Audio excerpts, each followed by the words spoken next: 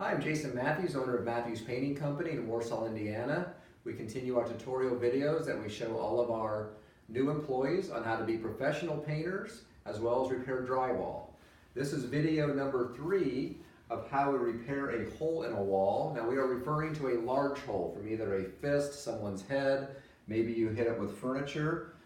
This has already had a hole in it, probably the size of where you could put 3 fingers inside. This was the type of mesh pad we used over it. It actually has a thin piece of metal in it to give it a little bit of strength. We had spread that out over the hole. We had used 1 coat of a quickset joint compound, which is 45 minute. We used the 8-inch wide knife because that was the perfect width to go over our patch.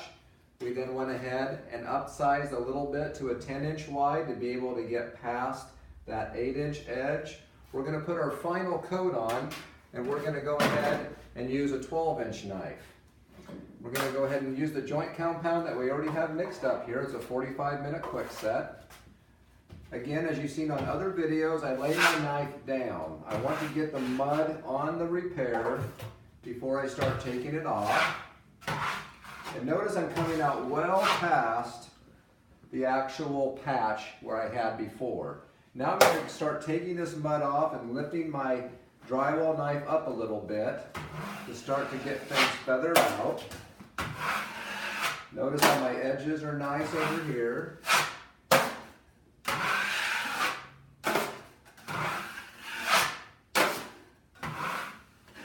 And now we've got nice edges. It's all feathered. It's past our second coat that we had there before.